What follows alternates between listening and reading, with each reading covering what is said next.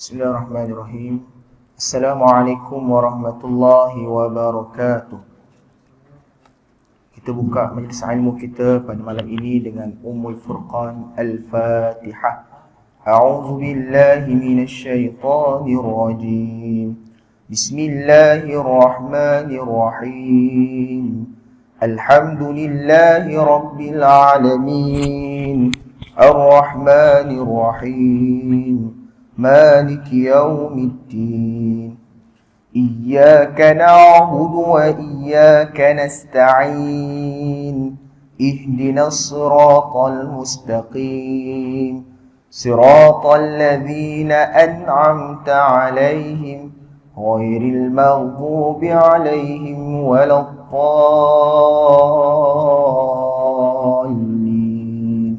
آمين. Jadi pertama dan selama-lamanya syukur kita kepada Allah Subhanahu wa taala kerana masih diberi nikmat iman dan nikmat Islam sehingga ke hari ini di mana dua nikmat ini adalah kunci. Kita kata kunci untuk kejayaan bukan sahaja di dunia tapi kejayaan di akhirat. Kita tengok hari ini ramai orang-orang besar dekat dunia ni yang memegang tampuk pemerintahan negara, kan? Yang ada duit berjuta-juta, ada banglo berpuluh-puluh, beratus-ratus, ada kereta beribu-ribu, tapi dia tak dapat dua nikmat ni. Nikmat iman dan juga nikmat Islam. Bila dia tak dapat dua nikmat ni, berjaya macam mana sekalipun dia dekat dunia ni, dekat akhirat kelak dia di kalangan orang yang rugi, seperti mana Allah beritahu, "Wa may yabtaghi ghayral Islam dinan falan yuqbala min." Siapa yang mengambil jalan ataupun menjadikan selain daripada Islam sebagai dinan, sebagai agama, fala yuqbala min, maka tidak akan diterima daripadanya walaupun banyak macam mana sekalipun amal dia di dunia ni. Dia ibarat macam yang saya pernah beritahu dulu lah. Kita kerja dengan satu syarikat A. Kita kerja dengan syarikat A, kita dah sign kontrak lah 3 tahun. Nak kerja dengan syarikat A contoh. Tapi kita setiap pagi kita bangun tidur, kita pergi syarikat B, kita kerja dengan syarikat B, kita buat apa yang bos syarikat B suruh buat, kita buat. Buat. Tapi hujung bulan kita minta gaji kat bos syarikat A. Agak-agak bos syarikat A nak bagi tak? Agak-agak nak bagi tak? Tak bagi ya. Sebab apa? Sebab walaupun dia dah sebab dia dah daftar dengan syarikat A tapi dia kerja dengan syarikat B. Ibarat dia macam tu. Ibarat dia macam mana sekalipun orang yang bukan Islam, kan, apabila kita dah dakwah kepada dia, dia tolak Islam, diteruskan dengan agama dia yang lain, sehingga dia mati dalam keadaan beritu, maka dia tidak boleh masuk syurga. Tapi dengan syarat dia telah didakwahkanlah.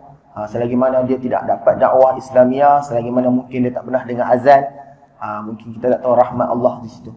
Tapi kalau dia mungkin ada orang dah dakwah Islamiah kat dia, dah beritahu dia siapa itu Allah, dia tolak, akibatnya macam yang Allah beritahu tadi, falai yuqbala min, Allah tidak akan menerima walaupun sebanyak mana amalan yang dia lakukan. Okey, baik. Sebelum ni kita ada bincang berkenaan pendahuluan akidah. Jadi sebelum ni saya dah cakap akidah. Tapi saya tak cerita pun apa itu akidah Islamiah. Saya duk kata kena jaga akidah kan pada pendahuluan dulu, tapi saya tak cerita pun apa sebenarnya akidah ni. Okey, baik. Saya ulang dulu apa yang kita dah bincangkan pada kuliah yang lepas. Maka rukun ataupun asas agama tu ada 3. Asas agama ada 3 yang kita semua sebagai orang Islam wajib tahu. Okey, yang pertama kita sebut sebagai aqidah. Aqidah iaitu perkara yang melibatkan hati. Yang kita nak belajar hari ni. Yang kita nak belajar hari ni yang melibatkan hati. Apa keyakinan kita? Keyakinan kita kepada siapa? Kepada Allah ke kepada makhluk? Okey, itu contoh aqidah. Okey, yang keduanya asas kepada agama kita sebut sebagai syariah, ataupun sebahagian menyebut ibadah, ataupun sebahagian menyebut fiqh. Ini contohnya apa? Contoh yang kita belajar dengan Ustaz Arif lah. Kitab Muniyatul Musalli karangan Syekh Daud Al-Fatani. Itu contoh ibadah sebab kita belajar tentang solat. Jadi puasa, zakat, haji, semua di bawah mana ni?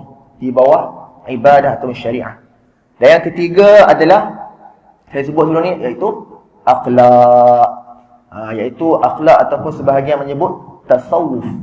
Macam mana cara kita bercakap, macam mana cara kita bergaul dengan manusia, macam mana cara kita bergaul dengan haiwan, macam mana cara kita bergaul dengan pokok. Semua benda tu ada dalam Islam. Islam ni dia kita sebut sebagai syumul.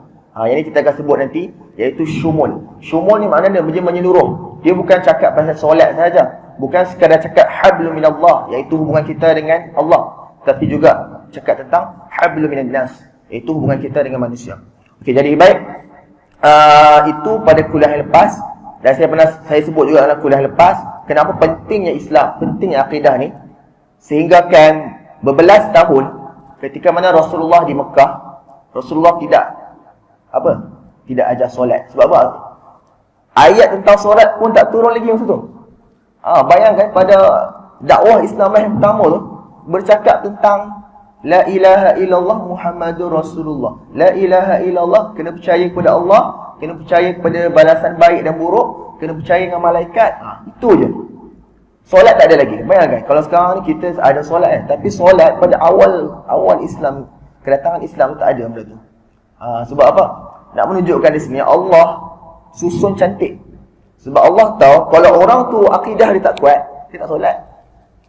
Kalau orang tu akidah dia tak kuat, contohnya dia tak percaya dengan kehidupan selepas mati, dia tak takut kalau tak solat. Kita takut kan? Kita takut kalau tak solat sebab tak nak masuk api neraka contohnya kan. Sebab kita ada akidah, kita percaya.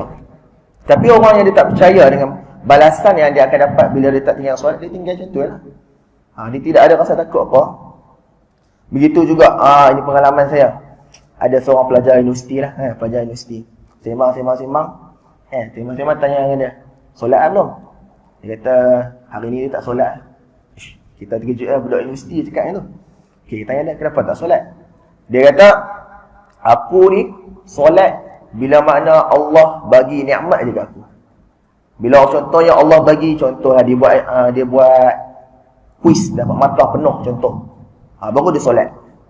Kalau tiba-tiba hari tu dia on the way nak pergi kelas, tiba-tiba jatuh motor hari tu dia tak solat.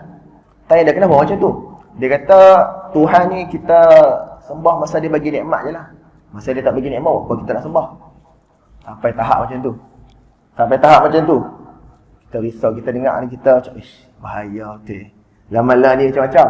Macam sampai tahap macam tu boleh ada pemikiran. Itu akidah lah tu. Kalau tak dibentuk daripada awal, kalau tak dibentuk daripada sekolah, kan? Bila kat sekolah ni pengalaman, kat sekolah ni macam-macam lah. Soalan akidah ni memang seronok lah, nak jawab kan. Ataupun kita nak fikir. Kadang-kadang budak darjah 1 boleh tanya, siapa cipta Allah? Kita darjah 1 tak pernah terfikir soalan tu, kan? Tapi budak darjah 1 lah ni boleh tanya, siapa cipta Allah? Dia boleh tanya tu kan, kita dahsyat. Nanti kita terang lah macam mana apa semua, kan? Lepas tu bila kita dengar pentingnya akidah ni juga, sebab akidah ni dia merangkumi rukun iman yang 6 tu kan. Sebab tu bila mana suatu hari bila mana awal sekali dakwah Islamiah hanya sebut tentang la ilaha illallah, la ilaha illallah, itu saja. Lepas dah 11 ataupun 12 tahun dakwah di Mekah, baru ada turunnya ayat solat melalui peristiwa Isra Mi'raj. Sebelum tu tidak ada. Okey, baik. Jadi itu serba sedikit kuliah yang lepas. Saya saja buat recap. Kita tengok boleh yang mana yang kita dah sebut sebelum ni. Okey, seterusnya kita masuk kepada makna akidah. Makna akidah. Okey, baik. Bila kita sebut makna, bila kita belajar tentang ta'arif lah, ta'arif, dia biasanya dia akan ada dua. Satu lughatan, satu istilahan. Lughatan ni maksudnya dari segi bahasa, dari segi bahasa, dan istilahan ni maksudnya kita kata apa makna sebenar yang cuba disampaikan dalam sesuatu ta'arif lah. Dan lughatan ni juga kalau dalam bahasa moden kita sebut sebagai etimologi. Etimologi. Kalau siapa yang mengaji bahagian falsafah, biasalah dengar perkataan ni. Etimologi. Jadi akidah pun dia ada, dia punya maksud dari segi bahasa ataupun dari segi etimologi. Okey. Jadi saya bawakan dua sumber kat sini. Satu yang pertama kita lihat di dalam Qamus Al-Muhit, yang mana pengarang menyebut akidah berasal daripada kata kerja aqada. Qaf dal. Ain qaf dal. Aqada. Yang mana aqada ni membawa maksud ikatan ataupun simpulan yang teguh, yang kuat dan teguh seperti tali. Ini makna akad. Selalu kita sebut kan, pertalian perkahwinan. Kita biasa sebut akad nikah kan. Akad nikah. Biasa kita dengar perkataan akad ni masa kahwin, akad nikah. Jadi akad tu bermakna apa? Ikatan yang kuat. Jadi akdun nikah maknanya apa? Ikatan perkahwinan. Ikatan perkahwinan. Bermakna bila mana terjadinya akdun nikah, makanya terjadilah ikatan di antara lelaki dan perempuan, iaitu ikatan suami dan isteri. Jadi aqada di sini itu dalam konteks perkahwinan. Jadi kalau Qamus Al-Muhit ni dia beritahu aqada ialah ikatan perkahwinan. Masa bila lagi kita sebut perkataan akad ni biasanya? Selain daripada perkahwinan. Masa apa? Jual beli kan. Saya jual, saya beli. Maksudnya kita sama-sama redha dengan jual beli yang terjadi tu. Maksudnya berlaku akad di situ, ijab dan qabul di situ. Jadi itu di antara dua contoh lah. Jadi mana bila kita sebut aqada bermaksud ikatan, itu mengikut Qamus Al-Muhit. Dalam Lisanul Arab ni kitab kamus juga lah, kita kata rujukan kamus. Ibnu Manzur, dia punya pengarang Ibnu Manzur beritahu akidah ialah mengikat, menguasai, perjanjian, pegangan, menambat dan kukuh, iaitu sesuatu yang telah tersimpul atau terikat serta turut membawa makna sesuatu yang teguh dan telah mantap. Dia lebih kurang jugalah macam Al-Qamus Al-Muhit tadi, bermakna satu ikatan, dan dia juga boleh jadi perjanjian. Bermakna bila mana aqdul nikah ataupun aqdul bai', jual beli tadi, bermakna berlaku perjanjian, iaitu kontrak perkahwinan. Bukan kahwin kontrak tu, bukan maksud saya. Kontrak itu adalah wujudnya ikatan, perjanjian bahawasanya si lelaki itu akan jadi suami, si perempuan itu akan jadi isteri. Jadi aqdun ni adalah satu perjanjian juga, mengikut Ibnu Manzur dan Lisanul Arab.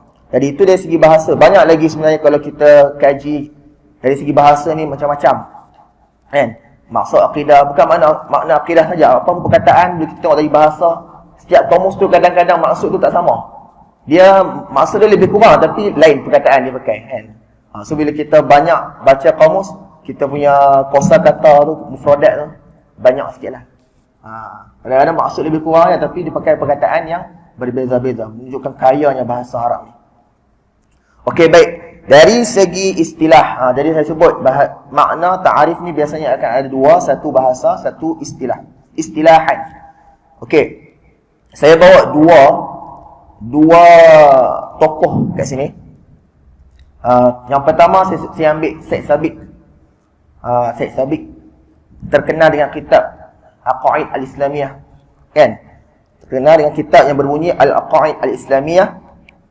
Dia berkata akidah ini ialah pembenaran dalam hati terhadap sesuatu yang dipercayai secara putus, iaitu qat'i, tanpa perasaan syak atau ragu sedikit pun.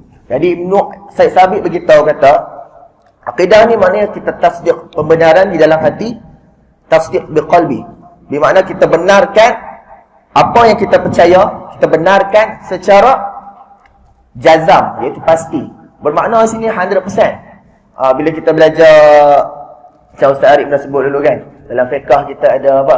Kita ada 4 kan. Yang ulama apa? Syak, bukan syak, waham sahaja. Pertama Waham, syak, zon dan yaqin. Yang waham ni kita kata dalam 25% lah percaya. Kita percaya 25% je. Itu waham. Yang kedua kita sebut syak. Syak ni 50-50. 50-50. Contoh kita semayang, kita syak. Kita ni rakaat 3 ke rakaat 4? Rakaat 3 ke 4? Kita macam tak sure lah. Itu contoh syak.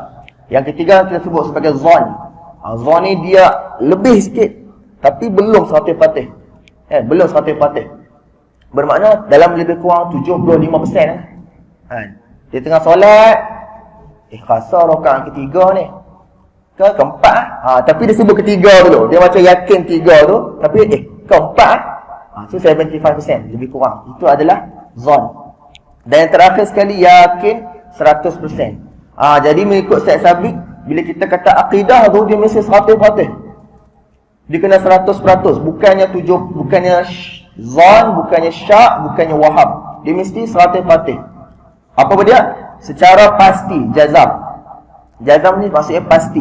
Tanpa ada rasa sedikit pun. Ini kita boleh dengar ni. Kita baru baca ta'arif kan. Kita rasa, berapa persen je lah keyakinan kita kat Allah ni kan. Kita rasa, berapa persen je keyakinan kita kat Allah. Sampai 100% ke tak? Kita macam rasa macam, baguslah kita rasa insaf. Ni baru ta'arif lah. So Syed Sabiq ni dia bagi satu ta'arif yang sangat ketat lah. Maksudnya sangat mendalam lah. Suruh kita betul-betul yakin dengan Allah 100%. Bukan 75%, bukan 50%, bukan 25%. Okey, itu menurut Syed Sabiq. Ada satu tokoh nama dia Syed Haji Ibrahim. Okey, yang kedua ni, dia bagi tahu akidah ni adalah satu penyelidikan atau pemeriksaan kepercayaan seseorang berkaitan dengan ketuhanan, kerasulan dan sam'iyat dengan dalil yaqini dan naqli yang boleh menghilangkan semua keraguan yang ada dalam hati seorang manusia. Okey, baik. Kalau Syed Haji Ibrahim dia lagi detail lah dia punya ta'arif. Dia bagi tahu apa-apa contoh kita ilmu yang bercakap tentang ketuhanan, research kita kata ketuhanan ataupun ilmu yang bercakap tentang ketuhanan, ilahiyat, kerasulan ataupun nubuwat, sam'iyat. Okey, dia cakap ilmu yang bercakap tentang tiga perkara ni, ilahiyat, nubuwat dan juga sam'iyat, berserta dengan dalil yaqini, maknanya dalil di dalam hati, dan juga dalil naqli, yakni dalil Al-Quran dan hadis. Apa-apa ilmu yang bercakap tentang ketuhanan, kenabian dan juga sam'iyat. Okey, sam'iyat ni apa? Sam'iyat ni datang daripada perkataan sami'ah, iaitu dengar. Bermakna perkara-perkara ghaibiyat lah. Mudah cerita, sam'iyat ni ghaibiyat. Contoh perkara-perkara yang kita tak pernah nampak tapi kita pernah dengar.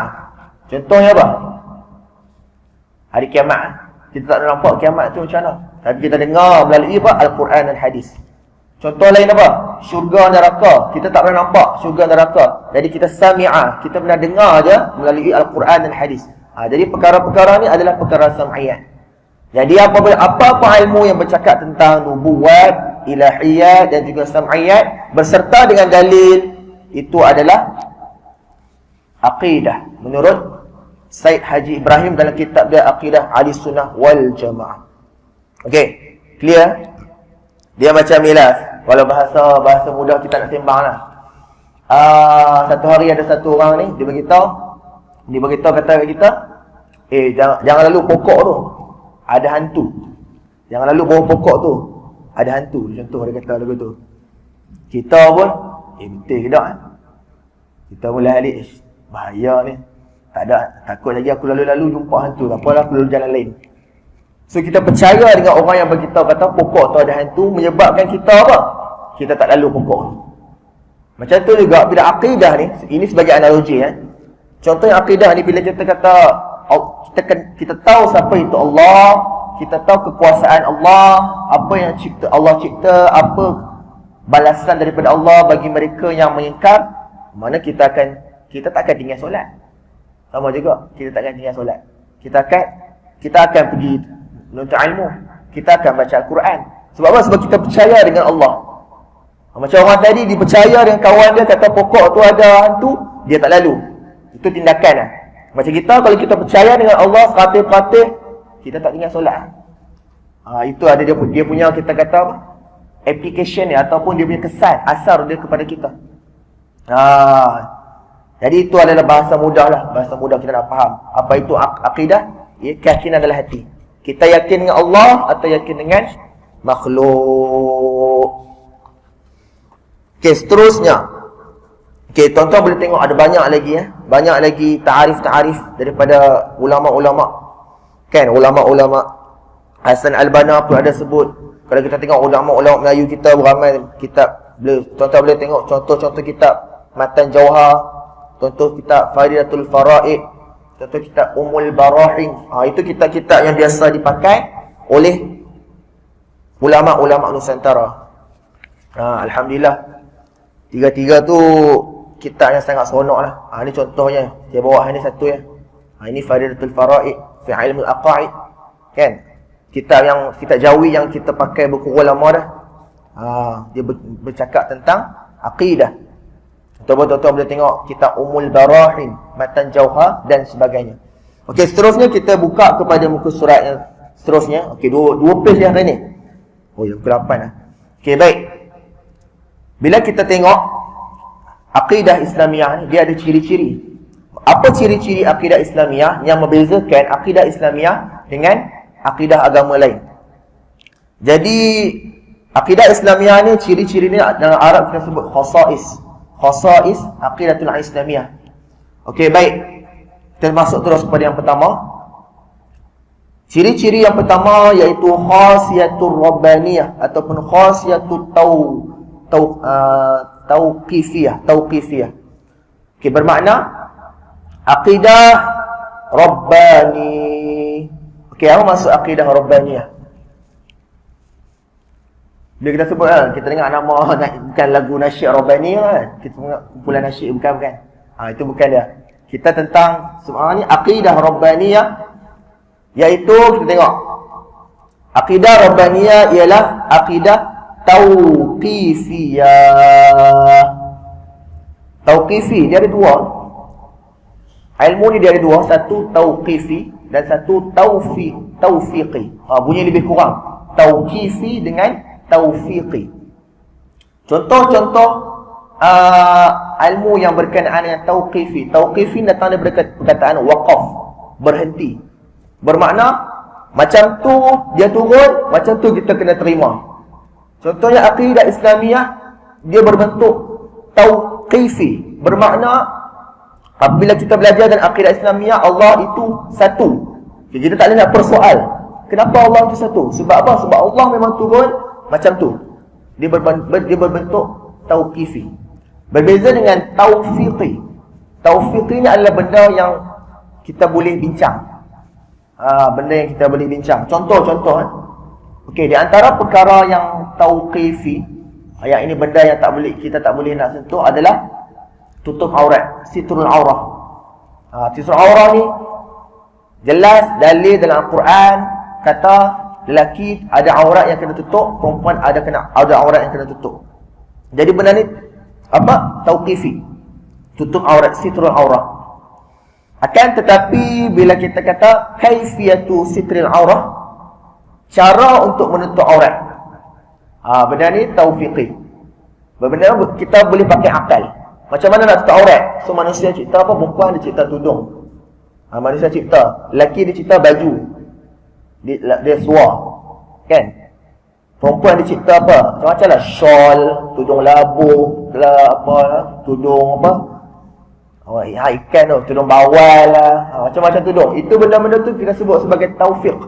Bermakna Allah tak bagi tahu hang mesti pakai tudung bawal dalam Quran. Ataupun tak ada dalam Quran hang mesti pakai tudung. Yang ada cuma kena tutup aurat. Jadi tutup aurat ni kita sebut tauqifi, tapi cara untuk kita menutup aurat itu kita sebut sebagai taufiqi. Berdasarkan taufik yang datang daripada Allah. Kan? Kita usaha, kita dapat insya-Allah. Maknanya benda tu boleh lagi di berbeza-beza lah. Tapi kalau tauqifi taklah berbeza. Bila kita kata Allah itu satu, satu. Tak boleh kata dua, tak boleh kata banyak, tak boleh kata tak ada.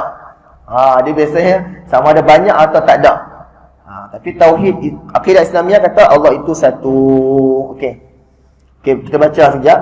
Akidah Islam bersifat Rabbani, artinya akidah yang dicipta oleh Rabbal Alamin. Akidah Islam bukanlah daripada pemikiran manusia atau makhluk, walau hebat macam mana sekalipun pemikiran tersebut. Okey, bila kita sebut akidah Rabbani, bermakna akidah itu datang daripada Allah. Dia datang daripada Allah, bukan daripada manusia. Sebab apa? Sebab bila kita sebut manusia, dia ada apa? Kelemahan, ajzu. Manusia ni dia ada kelemahan, dia ada nuqsan. Dia mesti ada kekurangan. Dia ada kekurangan dalam diri manusia. Jadi bila manusia tu sendiri ada kekurangan, pemikiran yang dia bawa tu sempurna ke berkurang? Kekurangan. Mesti ada kekurangan juga. Sama. Kan? Benda yang tak sempurna tak boleh menghasilkan benda yang sempurna. Tahu tak? Benda yang tak sempurna, dia takkan boleh menghasilkan perkara yang sempurna. Itu kita boleh pakai, kira kata logik akal, kan? Benda yang tak sempurna, dia takkan boleh cipta benda yang sempurna. Jadi bila kita kata akidah Rabbaniyah, dicipta oleh Tuhan yang tidak ada cacat celah, tidak ada kekurangan padanya, maka apa yang diturunkan di situ mestilah sempurna juga. Sebab benda yang sempurna sahaja boleh turunkan perkara yang sempurna. Jadi bila kita sebut akidah Rabbaniyah, akidah Islam ni berbeza dengan akidah yang lain. Sebab apa? Special datang daripada Tuhan. Kalau kita tengok agama-agama lain, dia ada dia punya pioneer, dia ada dia punya, orang kata, pencipta ataupun asal usul agama tu, kan? Siapa ini? Contohnya Buddhism kita belajar. Ada apa? Gautama Buddha. Dia ada nama. Siap ada nama lagi dia punya tokoh. Kan? Contoh lagi kalau kita baca agama-agama lain. Apalah, tak keluar lah. Tapi bila kita tengok, setiap agama tu dia ada dia punya tokoh ataupun ada pioneer dia. Siapa yang memulakan, macam mana sejarah dia boleh terjadi yang agama tu. Tapi dalam Islam macam tu lah. Adakah Islam ni ciptaan Muhammad? Tak. Bukti dia okey, kita tengok kat surah Asy-Syura ayat 13. Allah sebut, A'udzubillahi minasyaitonirrajim. Syar'a lakum minad-din ma wassa bihi Nuhan wallazi auhayna ilaik wa ma wassayna bihi Ibrahim wa Musa wa Isa an aqimuddin wa la tatafarraqu fi. Surah Asy-Syura ayat 13. Okey, apa benda? Apa maksud di ayat ni? Okey, Allah beritahu dia yang ni Allah lah, telah mensyariatkan bagi kamu di sini Nabi Muhammad, tentang agama yang telah diwasiatkannya kepada Nuh, dan apa yang telah kami wahyukan kepadamu, dan apa yang telah kami wasiatkan kepada Ibrahim, Musa dan Isa. Bermakna di sini bila kita kata sejarah Islam, Islam tu bukannya bermula pada zaman Nabi Muhammad. Selalu kita baca dalam orang putih punya kajian lah, dia kata the oldest religion is Hinduism. Sebab apa dia kata agama yang paling tua ialah agama Hindu? Sebab dia kira Islam tu bermula pada Nabi Muhammad. Yang mana kata tu salah lah. Memang kalau kita kira Islam bermula dengan Nabi Muhammad, Hinduism ada dulu lah. Tapi bila kita tengok, Allah beritahu bukan, Allah beritahu agama yang aku turunkan iaitu Islam sama je macam apa yang aku pernah turunkan kepada Nuh. Pada siapa dia kata ni? Kepada Ibrahim, Musa dan Isa. Sama saja, yang itu akidah yang sama, iaitu akidah mentauhidkan Allah. Adapun nama Islam tu sahaja yang baru terbit ataupun baru diguna pakai pada zaman Nabi Muhammad. Adapun agama Islam ataupun kita sebut mudahlah, akidah mentauhidkan Allah itu sejak daripada Nabi Adam.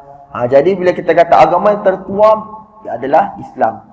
Bukan Kristian, bukan Buddha, bukan agama-agama lain. Islam adalah agama yang pertama. Sebabnya Datang daripada zaman Nabi Adam. Okey, baik. Jadi bila kita kata Rabbani, samalah juga macam mana kita dapat akidah Rabbaniyah, akidah datang daripada Tuhan. Macam tu juga Nabi Nuh, Nabi Ibrahim, Nabi Musa, Nabi Isa. Semuanya kita kata akidah Rabbaniyah, datang daripada Tuhan. Berbeza dengan sebahagian agama yang lain, dicipta sendiri oleh makhluk, iaitu manusia yang pastinya ada kekurangan. Baik. Yang kedua, akidah yang tetap. Ataupun dalam bahasa Arab dia kita sebut as-subut. As-subut ni maknanya tetap. Okey, baik. Sejak daripada kita baca dulu Akidah Islam ialah akidah yang tetap dan tepat. Tidak menerima penambahan dan pengurangan, perubahan, penyesuaian. Okey, baik. Mana akidah Islam ni dia subut, dia tetap. Bila Allah beritahu kata Allah itu satu, sampai bila-bila Allah itu satu. Dia tidak ada perubahan, tidak berubah disebabkan zaman. Tak boleh kita kata dulu Allah satu, tapi lama sikit kita kata Allah tu dua. Dan benda tu takkan jadi. Sebab apa? Sebab akidah Islamiah subut, tetap. Bila kita kata tetap, tidak akan berubah sampai hari kiamat. Okey, ini adalah perkara-perkara yang kita sebut usul al-aqidah, perkara asas dalam akidah. Benda ni memang tidak akan berubah. Contohnya, Allah yang mencipta alam ini. Contoh lain, Allah tidak mempunyai anak. Allah itu satu. Itu contoh-contoh perkara usul al-aqidah yang mana tidak boleh, sesama Islam ni tak boleh berbeza. Tak kisahlah dia aliran mana sekalipun, dia mesti benda tu mesti sama. Dia tak, kalau once dia kata Allah tu lebih daripada satu, kita kata dia keluar daripada Islam. Sebab benda tu benda usul, benda yang tidak boleh berbeza. Benda tu tidak boleh berbeza. Contohnya dia kata Allah itu ada anak, tak boleh memang terkeluar daripada Islam. Walaupun dia kata dia tu orang Islam, tapi bila dia kata sahaja Allah tu ada anak, kita boleh kena check balik dia punya syahadah tu, kan? Apa maksud di sebalik kata-kata dia tu? Takut-takut dia apa? Dah syirik. Sebab dia menduakan Allah. Okey, jadi bila kita kata akidah yang tetap tidak akan berubah. Seterusnya, tiada satu kuasa pun berhak untuk berbuat demikian. Setiap apa jua tokok tambah, perubahan dan penyesuaian dengan sendirinya tertolak. Maksudnya apa-apa perkara bid'ah dalam akidah, contohnya bid'ah dalam akidah, ataupun dia kata ada nabi selepas Nabi Muhammad. Itu contoh bid'ah dalam akidah. Bid'ah dalam syariah tu kita tak sembang. Kita sembang dalam bid'ah dalam akidah. Contohnya dia kata ada nabi selepas Nabi Muhammad. Contoh. Perkara ni kita tak boleh terima. Sebab apa? Akidah Islamnya tetap. Bila mana Allah beritahu Nabi terakhir ialah Nabi Muhammad, sampai bila-bila benda tu akan berterusan. Tidak boleh tiba-tiba ada Rasul Melayu ke, Rasul Arab ke, Rasul Jawa ke, Rasul Utara ke, tak boleh. Tak ada. Sebab apa? Rasulullah itu adalah Rasul yang terakhir, iaitu Nabi Muhammad. Maka dan akidah Islam kukuh kerana dipelihara oleh Allah. Okay, sebagai contoh saya bagi dua kat sini. Contoh perkara yang subut ataupun benda yang tetap dalam Islam ialah tauhid. Contohnya tauhid, iaitu Allah itu satu. Yang kedua, Allah tidak mempunyai anak. Sebab jelas dalam Quran, surah apa? Kita selalu baca surah Al-Ikhlas. Qul huwallahu ahad. Katakanlah Allah itu esa, satu. Allahus samad, lam yalid wa lam yulad. Dia tidak beranak dan tidak diperanakkan. So majelas dalam Al-Quran beritahu kata perkara ni. So sampai bila-bila pun kita tak boleh berubah benda ni. Tak boleh berubah. Akan tetapi, okey, ini ilmu tambahan sikit lah. Ada beberapa perkara dalam akidah kita kata dia tak subut, dia tak tetap. Bermakna boleh berbeza. Boleh berbeza. Benda ni kita sebut dia sebagai furu'ul aqidah. Furu' aqidah. Sebagai contoh, ini contoh saya bagi satu. Dalam membicarakan ayat-ayat mutasyabihat, furu'ul aqidah. Okey, contohnya ayat Al-Quran dia ada dua jenis. Ayat Al-Quran ada dua jenis. Satu muhkamat, satu mutasyabihat. Muhkamat ni ayat yang jelas. Kita baca sekali pun kadang-kadang tak perlu kepada tafsir, kita dah faham dah maksud dia apa.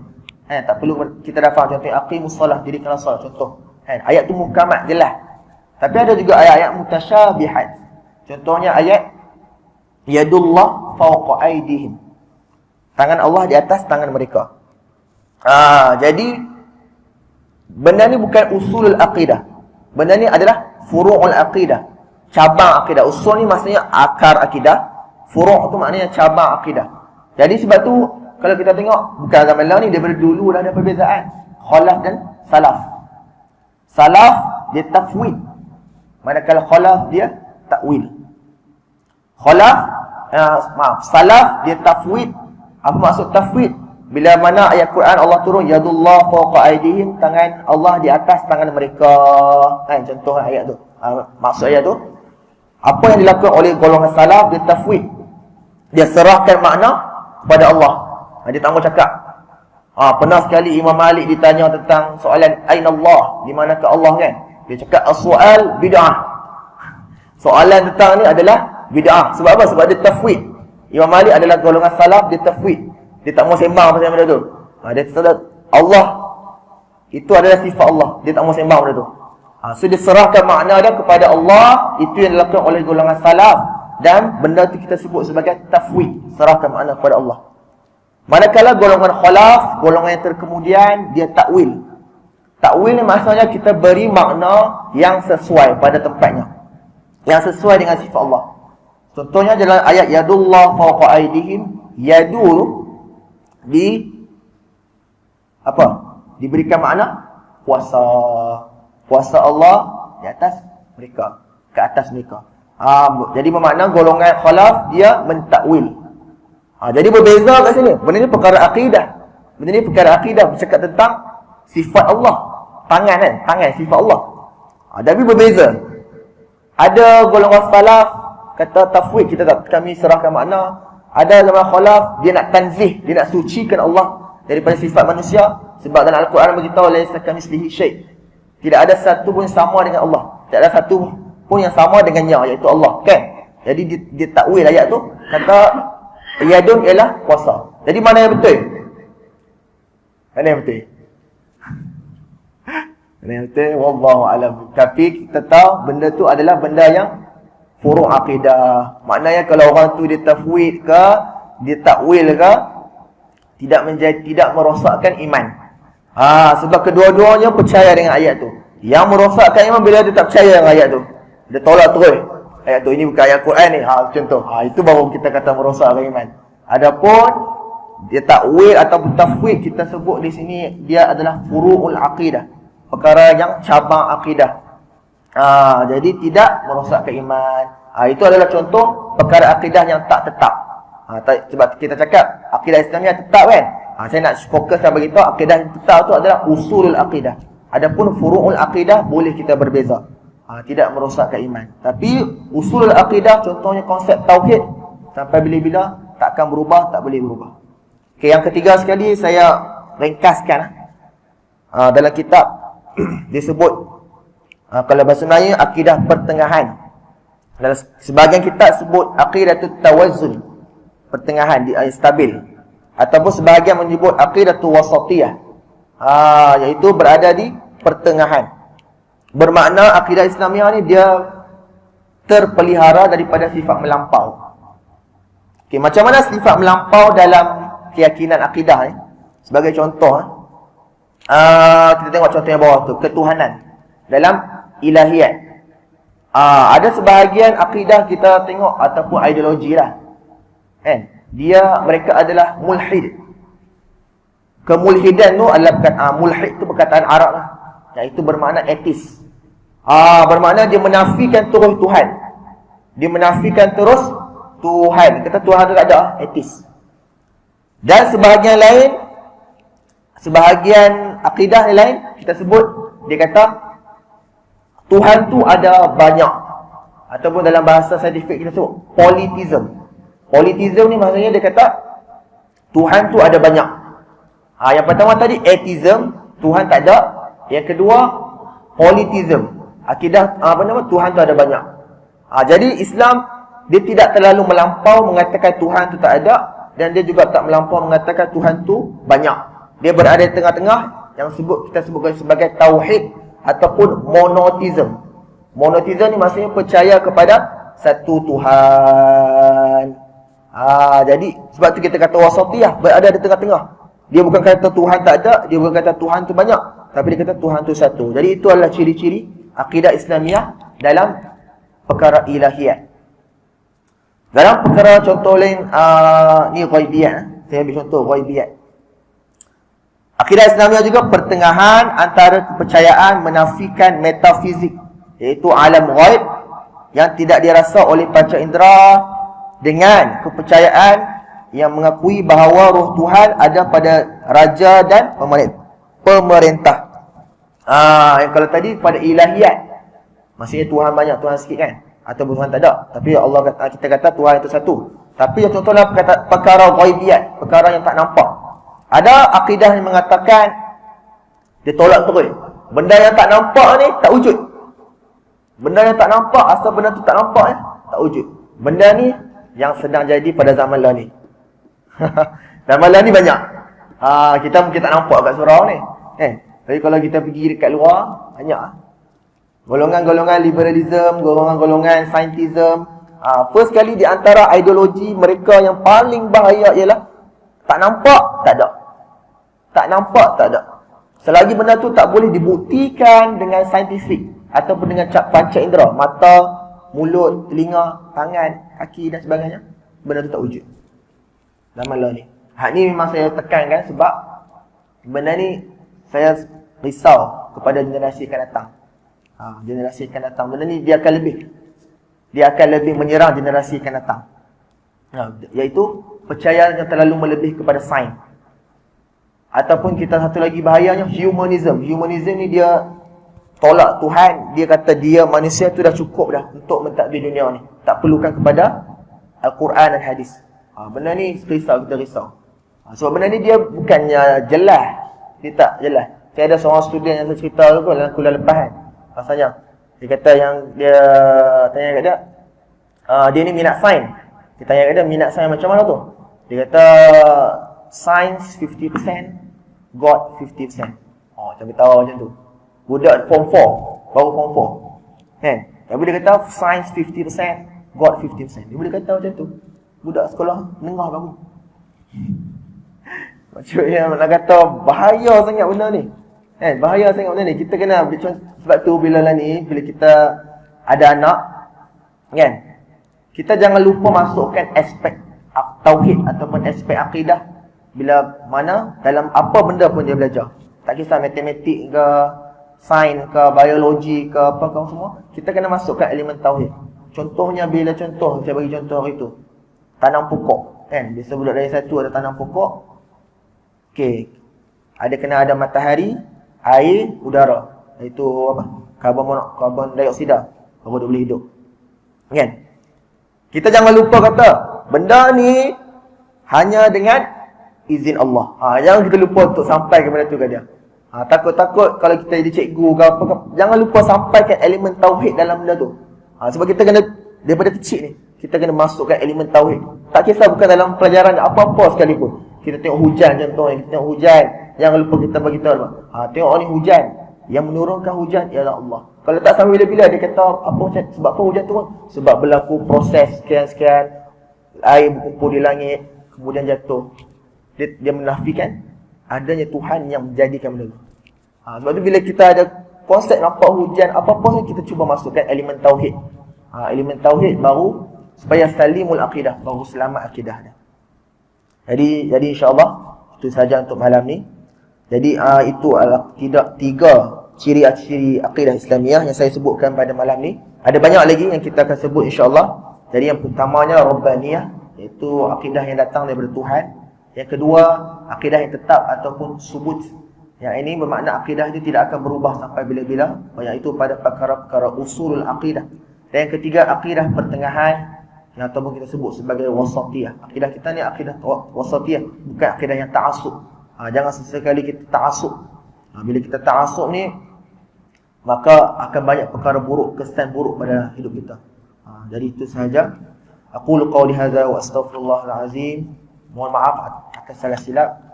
InsyaAllah. Assalamualaikum warahmatullahi wabarakatuh.